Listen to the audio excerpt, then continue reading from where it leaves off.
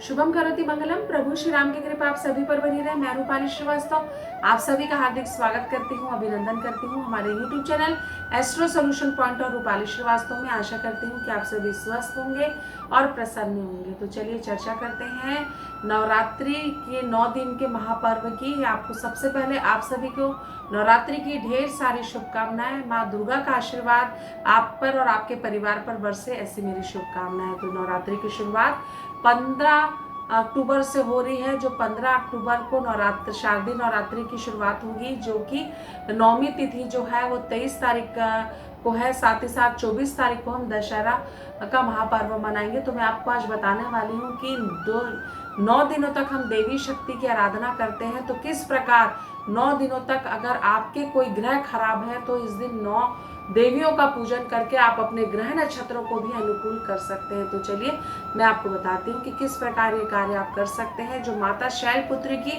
नवरात्रि के प्रथम दिन पूजा की जाती है, इस दिन आप अगर आपका चंद्र ग्रह खराब है तो आप माता शैलपुत्री का पूजन करें। माता शैलपुत्री का पूजन करने से आपका चंद्र ग्रह प्रबल होता है। साथ ही साथ नवरात्रि के दूसरे दिन माँ ब्रह्मचारिणी की पूजा की जाती है। अगर आपके जन्म कुंडली में मंगल दोष है आपको और मंगल ग्रह के कारण आपके जीवन में कार्य में बाधा आती है तो आप माँ ब्रह्मचारिणी का पूजन करें। इससे आपके जो मंगल ग्रह का दुष्प्रभाव है वो बहुत ही कम होगा और माता के आशीर्वाद से आप मंगल ग्रह के दुष्प्रभाव से बाहर आ जाएंगे। साथ ही साथ अगर आपको लगता है कि आपके वैवाहिक जीवन में बहुत ज्यादा समस्या आ रही है तो आप नवरात्रि के तीसरे दिन जब हम माँ चंद्रघटा का पूजन करते हैं, तो इस दिन अगर आप माँ चंद्रघटा का पूजन करते हैं तो आपका शुक्र ग्रह प्रबल होता है। साथ ही साथ नवरात्रि के चौथे दिन हम माँ कुष्मांडा का पूजन करते हैं। तो अगर आप सूर्य देव का आशीर्वाद प्राप्त करना चाहते हैं, आप राजनीतिक क्षेत्र से जुड़े हैं और अपनी कीर्ति, अपना वर्चस्व और अपनी ख्याति को बढ़ाना चाहते हैं और सरकारी नौकरी की इच्छा रखते हैं तो आप माता कुष्मांडा का पूजन करें। इससे सूर्य ग्रह अत्यंत प्रबल होते हैं। वैसे तो नवरात्रि के 9 दिन 9 देवियों का पूजन किया जाता है, लेकिन 9 देवियों का आशीर्वाद भी आप अपने ग्रहों को अपने अनुकूल करने के लिए प्राप्त कर सकते हैं। साथ ही साथ नवरात्रि के 5वें दिन हम स्कंद माता का पूजन करते हैं।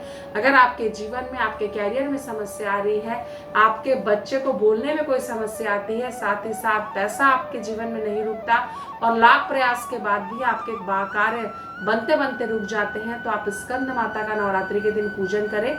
इससे आपका बुध ग्रह प्रबल होगा। साथ ही साथ नवरात्रि के 6वें दिन आप माँ कात्यायनी का पूजन करें। इससे आपका बृहस्पति ग्रह, गुरु ग्रह प्रबल होगा और अगर आपके विवाह के योग नहीं बन रहे हैं तो आपके विवाह के योग बनने लगेंगे। साथ ही साथ नवरात्रि के 7वें दिन आप माता काल रात्रि का पूजन करें। इससे आपका शनि ग्रह प्रबल होता है।